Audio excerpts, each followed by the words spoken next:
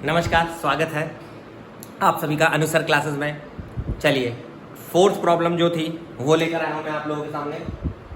ठीक है, मेरे को लगता है मेरी सारी ज्योमेट्रिकल प्रॉब्लम्स में, चारों में, ये सबसे खतरनाक प्रॉब्लम है मेरे हिसाब से, मुझे लगता है ऐसा। चलिए, कोई दिक्कत नहीं है।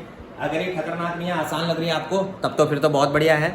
बहुत लोगों ने इसको ट्राई किया होगा, आ भी गया होगा। चलिए, मैं भी अपना अप्रोच दिखा देता हूँ कि कैसे क्या करना है, बस ध्यान से देखिएगा। चलिए, सब लोग बहुत ध्यान से देखेंगे।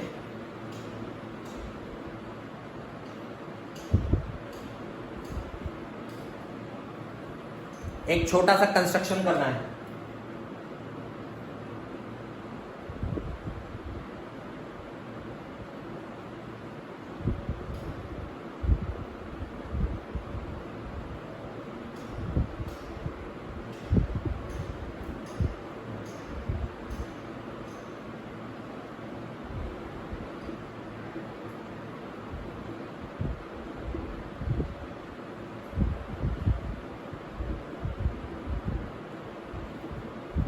मैंने एक एंगल बी में से काटा है। अगर आप ध्यान से देखो, 20 डिग्री का, आपको पता है 60 डिग्री अगर एंगल डीबीसी है, अगर डीबीसी एंगल 60 डिग्री है, ध्यान से समझना, तो क्या मैं उसमें 20 डिग्री ले सकता हूँ कि नहीं ले सकता हूँ? बहुत सिंपल है बेटा, 60 में से 20 बना सकते हो, पर 20 में 60 नहीं बना सकते हो।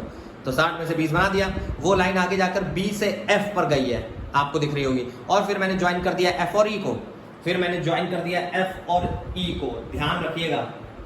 चलिए, अब हम लोग शुरुआत करते हैं कैसे, ये समझना आप लोग।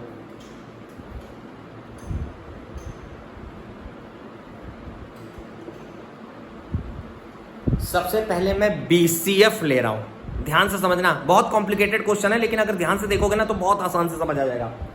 अगर आप बीसीएफ की तरफ देख रहे हो तो ये 20 है, 80 है।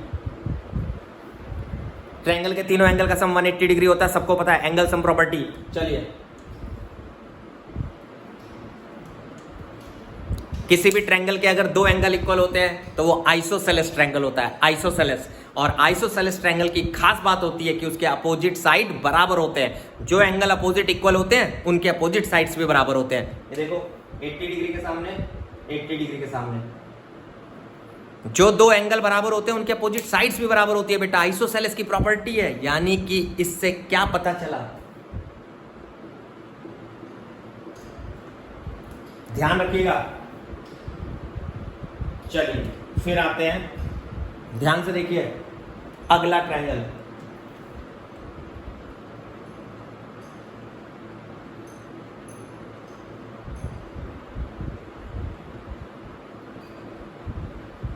कहीं आप लोगों को बीसीई दिख रहा होगा, ध्यान से देखिएगा, बीसीई, बहुत ध्यान से।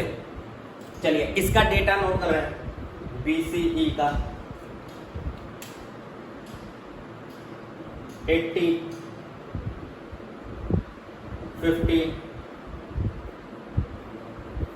एंगल सम प्रॉपर्टी से 50, एंगल सम प्रॉपर्टीज देखो, 80 और 50, कितना बचा? 180 में से माइनस कर लो, फिर दो एंगल इक्वल हो गए, फिर दो एंगल इक्वल, यानी ये और इसके सामने ये, इसके सामने ये, इसके सामने ये। आइसोसेलेस की प्रॉपर्टी लगाते रहो, आइसोसेलेस की, सब क्लियर हो जाएगा। चलिए,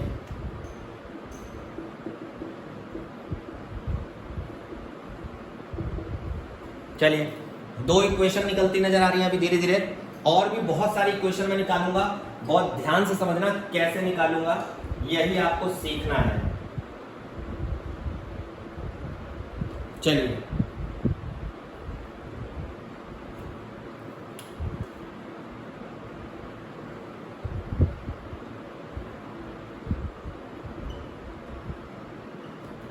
चलिए, आप लोगों को एफबीडी दिख रहा होगा डायग्राम, एफबीडी। अब एफबीडी में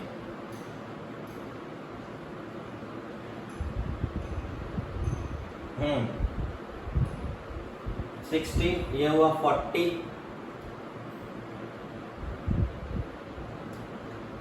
ये 80 था, देखिए ये 80 था, 80, तो ये कितना हो जाएगा? 100, लीनियर पेयर। ये देखो 80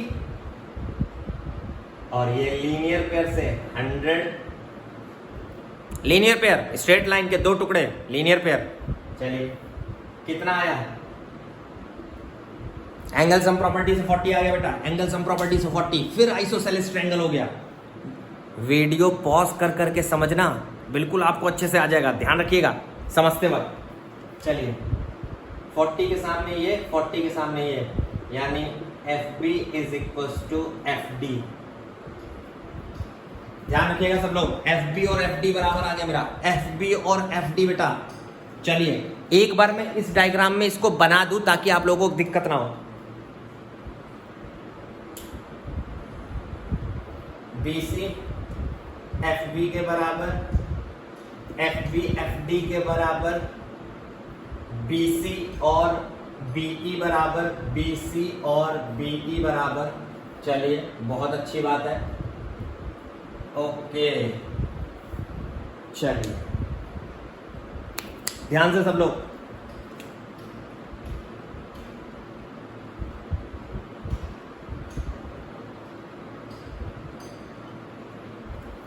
EFB ले रहा हूं, सब लोग ध्यान से देखो डायग्राम, बड़े वाले डायग्राम में EFB ढूंढो, EFB।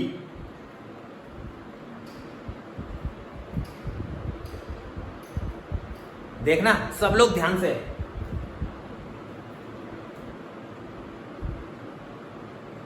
और 20, 40 और 20 60, 40 और 20 EBF, 40 और 20 60, 40 और 20 60 बेटा। ध्यान से, आपको पता चल गया होगा ये वाली साइड इसके बराबर है, तो ये एंगल भी आइसोसेलेस की प्रॉपर्टी से दोनों एंगल बराबर होंगे, बिल्कुल। देखो थीटा प्लस 60 इक्वल्स टू 180, यानी थीटा इक्वल्स टू, तो ये तो इक्विलेटरल ट्रायंगल हो गया, इक्विलेटरल ट्रायंगल।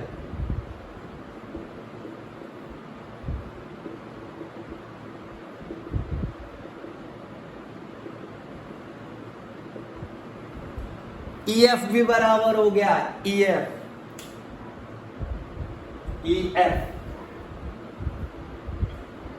चलिए अब तो सब हो गया है, अब आ जाते हैं लास्ट ट्रायंगल में। देखो आंसर आ रहा है,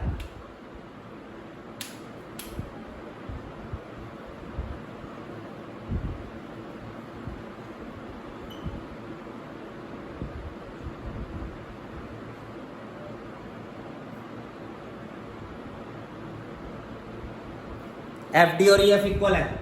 आप बड़े डायग्राम में देख सकते हो FD और EF इक्वल है, FD और EF। मैंने टिक क्यों लगाया था? मैंने टिक जानबूझ के लगाया था ताकि तुम लोगों को कभी कंफ्यूजन ना हो बीच में। क्यों? FD और EF टिक लगा होने का मतलब यह था कि आपस में इक्वल। ये देखो फर्स्ट, सेकंड, थर्ड, फोर्थ, इन सबको मिला लीजिए, आपका इक्वल आएगा। सारी साइडें बराबर होती चली जा रही है, सारी साइडें बराबर। चलिए सबसे पहले मेरे को कोई EFD एंगल ढूंढ के बताओ। EFD एंगल की वैल्यू कितनी होनी चाहिए तुम लोगों के हिसाब से? EFD की वैल्यू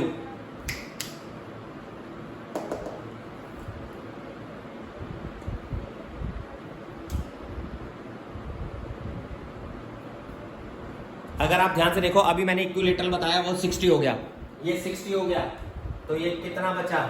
ये 40 बचा। देख लो बेटा सब लोग ध्यान से, वो 40 बचा, बहुत सिंपल है, 100 में से 60 घटा दिया, 40 बचा। अब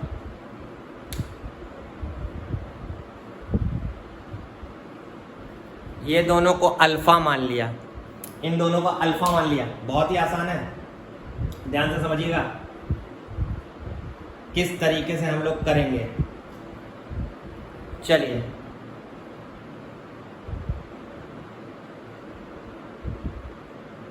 अच्छा, एक चीज और, एक छोटी सी चीज, इसकी जरूरत नहीं है। ये देखो 40 BDF 40 BDF 40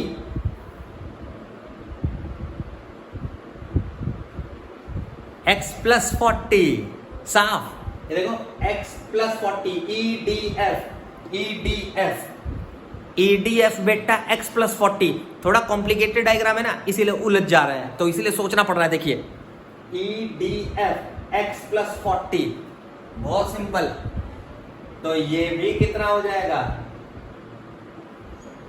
x plus 40 isosceles equal खत्म। एंगल सम प्रॉपर्टी लगा रहा हूं, angle sum property.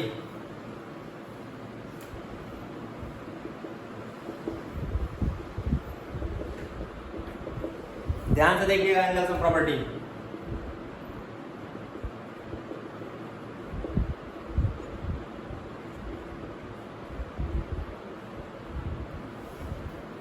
Thirty degree is the answer, है ना मजेदार question. 30 degree is the answer. हो गया बेटा, स्वीटेस्ट प्रॉब्लम है, स्वीटेस्ट, मजा आने वाली। सबसे खतरनाक प्रॉब्लम थी ये, 10 मिनट लग गया देखिए सॉल्व करने में, समझाने में। चलिए, होप आप लोगों को मजा आया होगा चारों आंसर्स में। चलिए आके फिर तैयार रहिए, फिर कुछ मजेदार टॉपिक्स बताता हूँ। चलिए, गुड डे।